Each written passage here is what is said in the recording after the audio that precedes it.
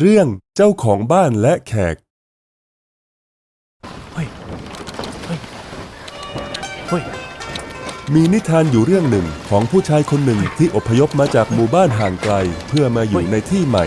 เขาเจอที่ที่สะดวกสบายที่ซึ่งเขาสามารถสร้างบ้านให้ตัวเขาเอง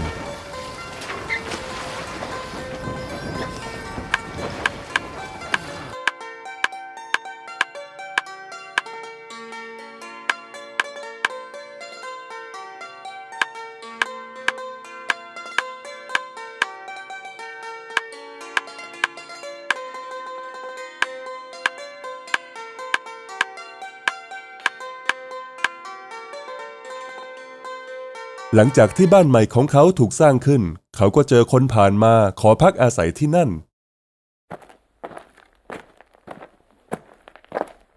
สวัสดีครับผมมาจากที่ห่างไกลและผมไม่มีที่พักเลยครับท่านพอจะให้ผมพักที่นี่สัก2-3 วันได้ไหมครับ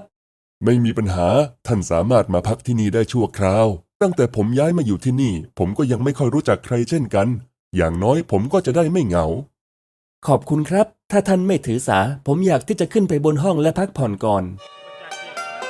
หลังจากการสนทนานี้เจ้าของบ้านก็ให้นักเดินทางอยู่กับเขาที่บ้านใหม่ของเขา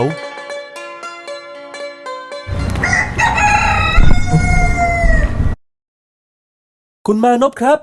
คุณตื่นแล้วเหรอคุณกำลังเตรียมรถเข็นคุณกำลังจะไปไหนน่ะทำไมคุณถึงตื่นเช้าจังอ๋อคุณส้มครับผมตื่นเช้าเป็นประจำเพราะผมต้องทำงานที่ฟาร์มเป็นชาวสวนผมไม่มีทางเลือกนะครับโอ้ขยันจังเลยครับคุณอยากให้ผมช่วยไหมผมรู้สึกเกรงใจที่ผมมาอยู่ฟรีนะครับโอ้ยไม่เป็นไรหรอกครับผมไม่มีอะไรนอกจากอาหารแต่นั่นก็เพียงพอแล้วเพราะผมเป็นชาวสวนยังไงก็ตามผมต้องกลับไปที่ฟาร์มแล้วโชคดีนะครับเจ้าของบ้านตื่นเช้าไปฟาร์มทุกวันและกลับมาเวลาโผล่เพลเฮ้ยเฮ้ย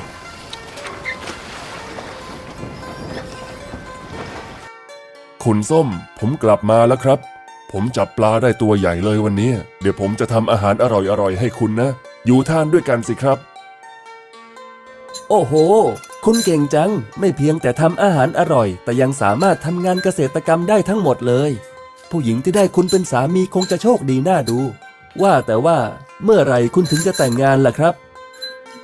คืองี้ครับที่จริงตอนนี้ผมก็ตกหลุมรักผู้หญิงอยู่คนหนึ่งเธอชื่อว่าปอเปี๊ยะเธอเป็นลูกสาวครอบครัวเศรษฐีในหมู่บ้านใกล้เคียงเมื่อผมเก็บเงินได้เยอะๆผมก็ว่าจะไปขอเธอแต่งงานคุณได้วางแผนอนาคตไว้ค่อนข้างชัดเจนเลยนะครับเนี่ยผมยังไม่รู้เลยว่าจะเริ่มที่ตรงไหนเพราะว่าผมยังไม่มีอะไรเลยโอ้ยอย่ายกยอผมนักเลยครับผมไม่ได้เก่งอะไรขนาดนั้นผมก็แค่ทำงานหนักเท่าที่ทำได้เพราะผมเป็นคนหนุ่มไฟแรงมันน่าจะเหมือนกันสำหรับคุณยังมีเวลาและมีแรงถ้าคุณอยากจะเริ่มต้นตอนนี้มันก็ยังไม่สายเกินไปหรอกครับผมว่ามันถึงเวลาที่ผมจะเริ่มทำงานหนักอย่างที่คุณทำแล้วครับ หลังจากการสนทนานั้นพวกเขาต่างแยกย้ายเข้าห้องตัวเองในตอนเช้าเจ้าของบ้านตื่นเช้าและไปฟาร์มเช่นปกติในขณะที่แขกอยู่คนเดียวที่บ้านในขณะนั้นเองมีนักเดินทางอีกคนผ่านมาสวัสดีครับคุณเจ้าของบ้านคุณจะแบ่งน้ำให้ผมสักหน่อยได้ไหมครับผมหิวน้ำมากเลยครับได้สิครับโปรดเข้ามาผมจะเอาน้ำให้คุณนี่ครับขอบคุณมากครับไม่ทราบว่าคุณอยู่ที่ไหนเหรอครับคือผมอยู่ตรงขอบหมู่บ้านเมื่อคุณไปถึงที่นั่นคุณจะเห็นต้นไม้ใหญ่บ้านผมอยู่ที่นั่นถ้าคุณผ่านไปแถวนั้นอย่าลืมแวะไปหาผมล่ะได้ครับไว้ผมจะแวะไปนะนี่ผมต้องไปแล้วล่ะครับมันสายมากแล้ววันนี้นักเดินทางก็เดินทางต่อไปในขณะที่แขกมีความสุขที่ถูกเรียกว่าเป็นเจ้าของบ้าน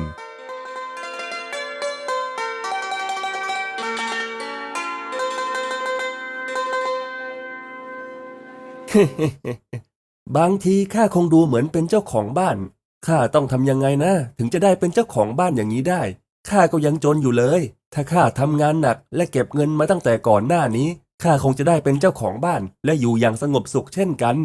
เมื่อเวลาผ่านไปเขาเริ่มถูกกลืนกินด้วยความคิดนี้มากขึ้นเรื่อยๆ เขาพยายามที่จะคิดหาวิธีที่จะได้เป็นเจ้าของบ้านสักหลังแต่เขาคิดไม่ออกเลย1 เดือนต่อมามันถึงเวลาที่แขกคนนี้จะต้องย้ายออกเจ้าของบ้านขอให้เขาย้ายออกไป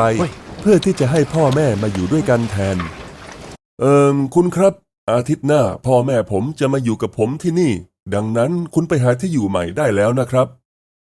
อะไรกันพ่อแม่ของคุณจะมาอยู่ที่นี่เหรอผมว่าจะอยู่ที่นี่สักปีหนึ่งโปรดให้ผมอยู่ที่นี่ต่อสักอาทิตย์เถอะแล้วผมจะไปแขกโกรธเจ้าของบ้านแต่เขาไม่สามารถทำให้เจ้าของบ้านรู้ได้เขาเป็นกังวลเพราะเขาไม่รู้จะไปอยู่ที่ไหนสุดท้ายแล้วเขาก็เกิดไอเดียข้ามีไอเดียแล้วข้าจะต้องจดจำรายละเอียดทุกอย่างเกี่ยวกับบ้านหลังนี้ไม้1 2 3 4 5 6กระเบื้อง1 2 3 4 5 6ไม้อันที่6มีบางส่วนที่ถูกปลวกกินด้วยหลังจากเวลาผ่านไปสักพักเขาได้นับวัสดุในการสร้างบ้านทั้งหมดไม้ระแนงคานผูกราวมือฝาบ้านจันทันหลังคาไม้มุงหลังคามีข้อต่อไม่มีข้อต่อเขาจดข้อมูลทุกอย่างไว้1 อาทิตย์ถัดมามันถึงเวลาที่แขกต้องย้ายออกคุณครับมันถึงเวลาที่คุณจะต้องย้ายออกแล้วคุณเก็บของเสร็จหรือยังครับอะไรนะคุณกล้าดียังไงมาไล่ผมนี่คือบ้านของผมคุณนั่นแหละคือคนที่ต้องไป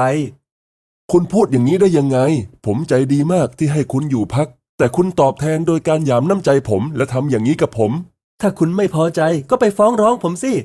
ชาย2 คนนี้ทะเลาะกันเรื่องบ้านแล้วสุดท้ายเขาก็จบลงด้วยการขึ้นศาลใต้เท้าขอรับใต้เท้าขอรับเอาละท่านสุภาพบุรุษพวกคุณทะเลาะอะไรกันมาศาลที่เคารพบ้านเป็นของกระผมเพิ่งสร้างมันก่อนที่จะอนุญาตให้ชายคนนี้มาพักอยู่ชั่วคราวเขามาอาศัยอยู่ประมาณ1 เดือนและไม่เพียงแต่ไม่ย้ายออกเมื่อผมขอให้ย้ายออกแต่เขายังกล่าวอ้างว่าบ้านนี้เป็นของเขาได้โปรดให้ความเป็นธรรมแก่ผมด้วยนั่นมันไม่จริงครับศาลที่เคารพนั่นคือบ้านของกระผมเพิ่งจะสร้างมันแล้วชายผู้นี้ก็มาขอพักอาศัยด้วยชั่วคราวเป็นเวลา1 เดือนตอนนี้เขาอยากจะฟ้องเพื่อเอาบ้านของผมไปขอความเป็นธรรมด้วยครับศาลที่เคารพในเมื่อคุณทั้งคู่อ้างว่าบ้านหลังนี้คือบ้านของคุณคุณมีหลักฐานกันไหมล่ะแน่นอนครับศาลที่เคารพผมมีหลักฐานเพราะว่าผมเป็นคนที่สร้างมันเพราะฉะนั้นผมจำรายละเอียดของบ้านได้ทุกอย่างแม้แต่วัสดุที่ใช้ก่อสร้างคุณส้มถ้าคุณอ้างว่าจำได้ทั้งหมดก็โปรดแจกแจงออกมาได้ครับศาลที่เคารพมันมีเสาบ้านทั้งหมด12 ต้นไม้32 แผ่นระแนง148 ชิ้นหน้าต่าง4 บานบันได18 ขั้นสั้นๆคือผมจำได้ทั้งหมดแขกแจกแจงวัสดุทุกอย่างในบ้านซึ่งเขาจำมาเป็นอย่างดีแล้วคุณล่ะมานพคุณจำวัสดุเหล่านี้ในบ้านของคุณได้หรือเปล่าครับท่านผมรู้บ้างครับผมไม่รู้จำนวนวัสดุที่แน่นอนหรอกครับเพราะผมจำไม่ได้อย่างไรก็ตามบ้านนั้นเป็นของผมจริงๆนะครับเจ้าของบ้านจำนวนวัสดุที่ใช้ในการสร้างบ้านที่แน่นอนไม่ได้เขาจึงตอบผิดไม่เหมือนกับแขกซึ่งจดทุกอย่างไว้ล่วงหน้าและให้คำตอบได้อย่างถูกต้องผู้พิพากษาจึงส่งเจ้าหน้าที่ไปนับวัสดุในบ้านซึ่งมันมีจำนวนตรงกับที่แขกแจ้งไว้ทุกอย่างเจ้าหน้าที่ได้ตรวจสอบแล้วจำนวนของวัสดุในบ้านตรงกับที่คุณส้มแจ้งเอาไว้คุณส้มคุณยังมีหลักฐานอื่นอีกหรือเปล่าแน่นอนครับท่านผมมีพยานคุณสารเขาอาศัยอยู่ในหมู่บ้านใกล้ๆกันผู้พิพากษาบอกให้เจ้าหน้าที่ไปเรียกตัวชายที่ขอน้ำจากแขกมาเป็นพยาน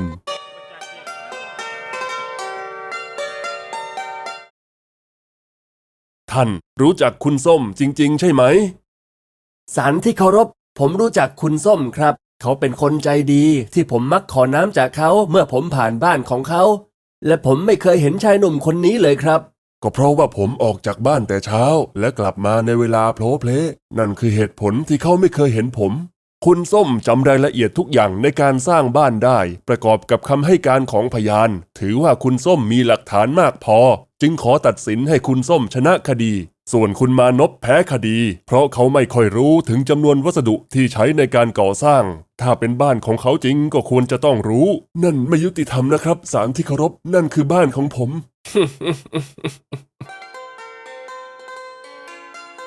หลังจากที่ปิดคดีชายทั้งคู่ก็เดินออกมาด้วยกัน คุณช่างร้ายกาจคุณเปลี่ยนดำเป็นขาวและเปลี่ยนขาวเป็นดำผมยอมรับไม่ได้คืนบ้านผมมานะ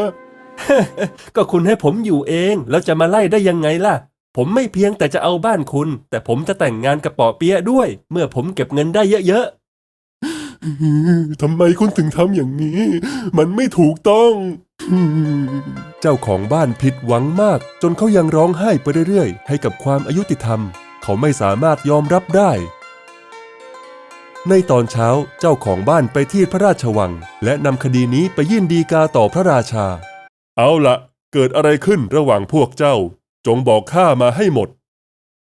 ฝ่าพระบาท คุณส้มขอกระหม่อมอยู่ที่บ้านของกระหม่อมเป็นระยะเวลาสั้นๆ แต่หลังจากนั้นเขาไม่เพียงปฏิเสธที่จะออกไป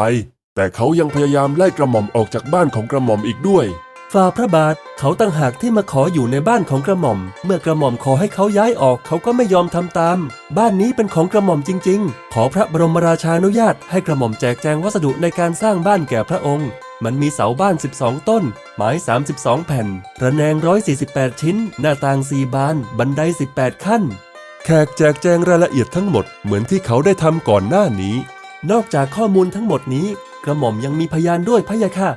ฝ่าพระบาทกระหม่อมออกจากบ้านในเวลาเช้าตรู่และกลับมาในเวลาโผล่เพลกระหม่อมจึงไม่เคยเจอเพื่อนบ้านคนนั้นพะยะค่ะ พยานคนนั้นใช้ไม่ได้ เพราะเขามาเฉพาะในเวลากลางวันเมื่อชายหนุ่มคนนี้ไม่อยู่บ้าน ส่วนเรื่องการแจกแจงวัสดุในการสร้างบ้านของเจ้าให้ข้าพิจารณาสักครู่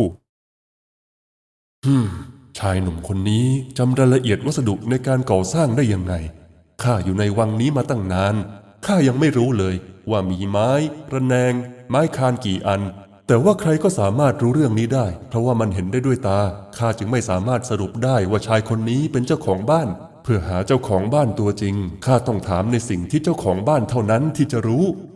เอาละคุณส้มถ้าเจ้าเป็นเจ้าของบ้านจริงเจ้ารู้หรือเปล่าว่ามีอะไรฝังอยู่ในดินใต้เสาบ้านมันมีลักษณะเป็นยังไงหรืออะไรที่เจ้าฝังไว้ตรงนั้นจงอธิบายมาฝ่าพระบาทกระหม่อมแทบลืมไปหมดแล้วเรื่องนั้นเพราะว่ามันนานมากแล้วแต่ถ้ากระหม่อมจำไม่ผิดมันไม่มีอะไรใต้เสาบ้านนอกจากดินพะยะค่ะเอาล่ะแล้วเจ้าล่ะคุณมานพเจ้ารู้หรือเปล่าว่ามีอะไรพิเศษที่ใต้เสาบ้านจงอธิบายมาพะยะค่ะฝ่าบาทใต้เสาบ้านทุกต้นกระหม่อมได้ใส่แก่นไม้เอาไว้ในดินเพื่อที่จะป้องกันดินยุบเพราะว่าดินแถวนั้นมีความหนาแน่นต่ำพระพุทธเจ้าค่ะถ้าอย่างนั้นเจ้าหน้าที่จงไปตรวจสอบว่ามันไม่มีอะไรใต้เสาบ้านจริงๆหรือว่ามีแก่นไม้ใต้เสาบ้านพะยะค่ะฝ่าบาทเจ้าหน้าที่ไปที่บ้านและขุดรอบๆเสาบ้านพวกเขาพบแก่นไม้ภายใต้เสาบ้านจึงได้กลับมากราบทูลพระราชาเจ้าหน้าที่พบว่ามันมีแก่นไม้อยู่ใต้เสาบ้านจริงๆเหมือนที่คุณมานพแจ้งไว้ก่อนหน้านี้ดังนั้นคุณมานพก็คือเจ้าของบ้านตัวจริงนั่นคือเหตุผลที่เขาจำได้ว่ามีอะไรอยู่ใต้ดินในขณะที่คุณส้มเป็นแค่แขกจึงรู้เพียงว่ามีวัสดุอะไรในการก่อสร้างแต่ไม่รู้ว่ามีอะไรอยู่ใต้ดินดังนั้นบ้านจะถูกคืนให้กับเจ้าของอย่างคุณมานพและคุณส้มที่สร้างเรื่องโกหกจะต้องถูกลงโทษตามกฎหมายฝ่าพระบาทกระหม่อมยอมรับผิดแล้วโปรดประทานอภัยกระหม่อมด้วยฝ่าพระบาทฝ่าพระบาทขอพระทัยที่นำมาซึ่งความยุติธรรมด้วยปัญญาของพระองค์